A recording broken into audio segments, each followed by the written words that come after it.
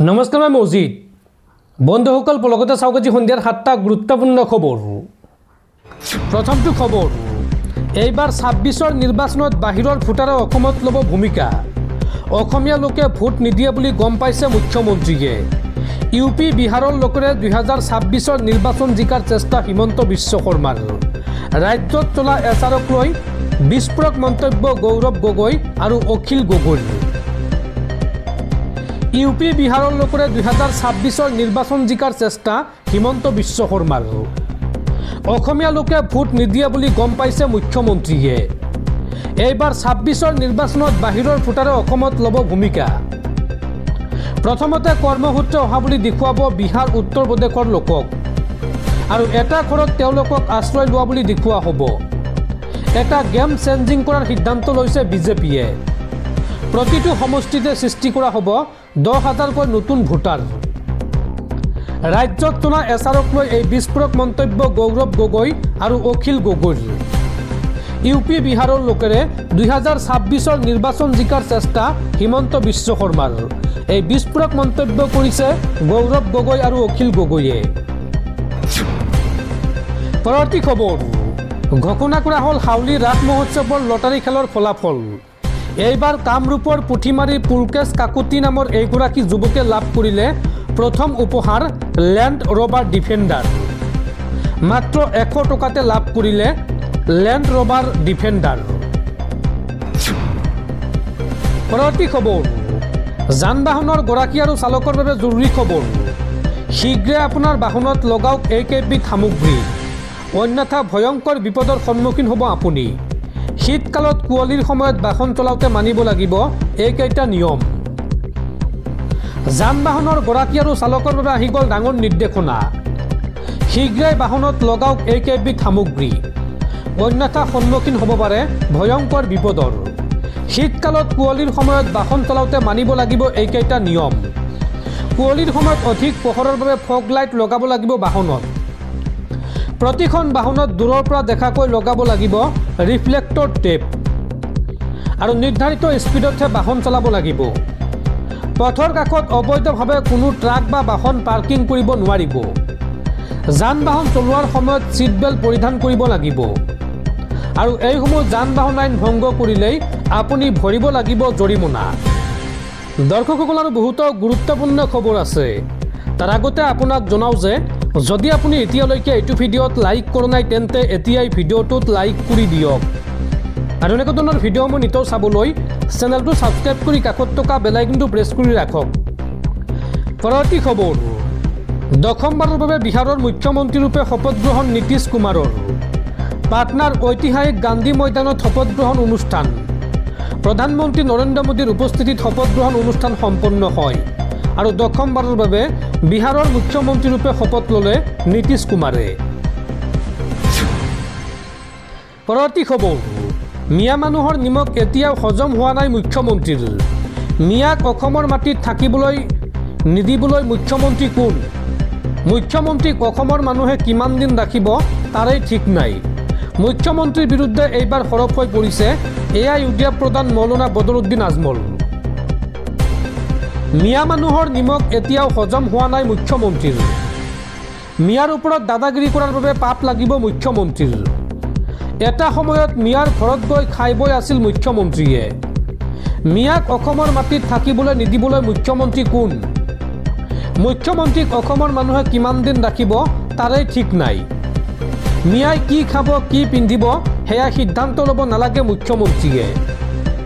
মুখ্যমন্ত্ৰীৰ বিৰুদ্ধে এইদৰে সৰব হৈ পৰিছে AIUDF প্ৰধান মৌলানা বদৰুদ্দিন আজমল। পৰৱৰ্তী খবৰ, দেশৰ কোটি কোটি কৃষকৰ বেংক একাউণ্টত সোমাল PM কিষাণ সন্মান নিধিৰ 21 নং কিস্তিৰ ধন। DBT যোগে কৃষকৰ বেংক একাউণ্টত জমা হ'ল এই ধন। যদি আপোনাৰ এতিয়ালৈকে PM কিষাণৰ ধন জমা হোৱা নাই তেন্তে শীঘ্ৰেই এই নম্বৰত ফোন কৰি দিয়ক অভিযোগ। দেশৰ কোটি কোটি কৃষকৰ একাউণ্টত সোমাল PM কিষাণৰ ধন। এতিয়াই পৰীক্ষা কৰক আপোনাৰ বেংক একাউণ্ট। PM কিষাণৰ 21 সংখ্যক কিস্তিৰ ধন মুকলি কৰিলে প্ৰধানমন্ত্ৰী মোদীয়ে। দেশৰ 9 কোটিতকৈ অধিক কৃষকৰ বাবে মুকলি কৰিলে 18,000 কোটি টকা। ডিবিটি যোগে কৃষকৰ বেংক একাউণ্টত জমা হ'ল এই ধন। যদি আপুনি এতিয়ালৈকে ধন পোৱা নাই তেন্তে শীঘ্ৰেই ফোন কৰিব পাৰিব আপুনি এই নম্বৰত। মুকলি কৰা হৈছে এই সন্দৰ্ভত হেল্পলাইন নম্বৰ। এতিয়াই লিখি ৰাখক এই নম্বৰটো 155261। এই নম্বৰত ফোন কৰি আপুনি দিব পাৰিব অভিযোগ। উল্লেখযোগ্য যে তামিলনাডুৰ কইম্বাটুৰৰ পৰা প্ৰধানমন্ত্ৰী মোদীয়ে মুকলি কৰিলে PM কিষাণ সন্মান নিধিৰ 21 নং কিস্তিৰ ধন। পৰৱৰ্তী খবৰ, শোণিতপুৰৰ ধোৱাকটা গাঁৱৰ মহিলাসহ 5 গৰাকীক বিদেশী চিনাক্ত। 24 ঘণ্টাৰ ভিতৰত এই 5 গৰাকী লোকক দেশ এৰি যাবলৈ নিৰ্দেশ। বিদেশী ন্যায়াধীকৰণে বিদেশী ঘোষণা কৰিলে এই 5 গৰাকী লোকক। শোণিতপুৰৰ ধোৱাকটা গাঁৱৰ 5 গৰাকীক মহিলাসহ 5 গৰাকীক বিদেশী চিনাক্ত। 24 ঘণ্টাৰ ভিতৰত এই 5 গৰাকী লোকক দেশ এৰি যাবলৈ নিৰ্দেশ। বিদেশী ন্যায়াধীকৰণে বিদেশী ঘোষণা কৰিলে এই 5 গৰাকী লোকক। বিদেশী ঘোষণা কৰা হৈছে ফাতেমা মনোৱাৰা, হানুফা, মৰিয়ম নেছা আৰু আমজাদ আলীক। এই 5 গৰাকী ব্যক্তিক বিদেশী বুলি চিনাক্ত কৰা হৈছে। শোণিতপুৰৰ সীমান্ত আৰক্ষী অধীক্ষকে তৰা গোচৰৰ ভিত্তিত বিদেশী বুলি চিনাক্ত কৰা হৈছে এই লোককেইজনক। আৰু শোণিতপুৰৰ জিলা আয়ুক্ত আনন্দ কুমাৰ দাসে জাৰি কৰা এই নিৰ্দেশনাত এই তথ্য পোহৰলৈ আহিছে। আৰু 24 ঘণ্টাৰ ভিতৰত ধুবুৰী, শ্ৰীভূমি, দক্ষিণ চালমাৰা অথবা মানকাছৰ পথৰে অসম এৰাৰ নিৰ্দেশ দিয়া হৈছে এই লোকসকলক। আৰু নিৰ্ধাৰিত সময় অনুসৰি অসম এৰি নগ'লে প্ৰশাসনে বাহিৰ কৰিব বুলি জাননী জাৰি কৰিছে।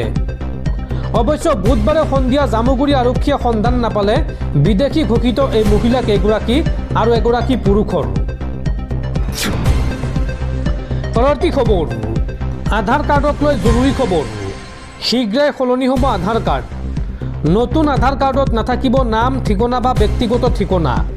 এই সন্দৰ্ভত UIDAIয়ে জাৰি কৰিছে বিশেষ নিৰ্দেশনা।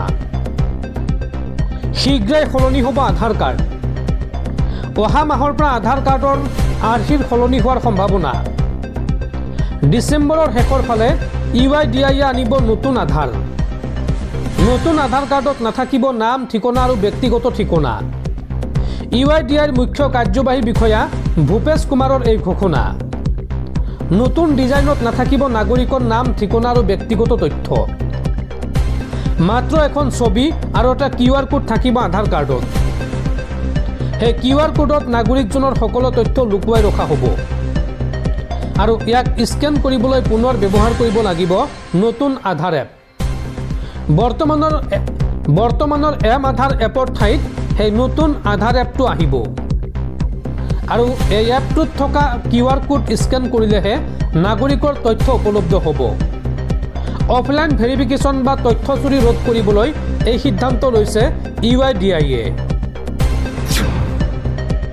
পৰৱৰ্তী খবৰ, যধে মধে বুলডোজাৰ চলাই বিপদত বিজেপি চৰকাৰ। উচ্চতম ন্যায়ালয়ে বিচাৰিলে উত্তৰ। আদালতৰ নিৰ্দেশ অৱমাননা কৰি উচ্ছেদ চলোৱাৰ অভিযোগ। বুলডোজাৰ চলাই এইবাৰ বিপদত পৰিছে বিজেপি চৰকাৰ। উচ্চতম ন্যায়ালয়ে এই সন্দৰ্ভত বিচাৰিলে উত্তৰ। আদালতৰ নিৰ্দেশ অৱমাননা কৰি উচ্ছেদ চলোৱাৰ অভিযোগ। ইমৰোজ খান নামৰ অভিযুক্তৰ ঘৰত প্ৰশাসনে চলাইছিল বুলডোজাৰ। আৰু অবৈধ ধৰ্মান্তৰকৰণৰ অভিযোগত গোচৰ ৰুজু হৈছিল ইমৰোজ খানৰ বিৰুদ্ধে। ইমৰোজৰ ঘৰ নাভাঙিবলৈ আদালতে নিৰ্দেশ দিছিল প্ৰশাসনক। আৰু চৰকাৰৰ কাৰ্যত প্ৰত্যাহ্বান জনাই উচ্চতম ন্যায়ালয়ৰ দ্বাৰস্থ হয় ইমৰোজ। মধ্যপ্ৰদেশ চৰকাৰৰ আইন শৃংখলাক লৈ এতিয়া ক্ষুণ্ণ হৈ পৰিছে দেশৰ উচ্চতম ন্যায়ালয়। অপৰাধী হ'লেও বুলডোজাৰ চলাব নোৱাৰিব বুলি নিৰ্দেশ দিছিল সুপ্ৰিম কোৰ্টে। কিন্তু সেই নিৰ্দেশ এতিয়া চৰকাৰে অৱমাননা কৰাৰ অভিযোগ উত্থাপন হৈছে।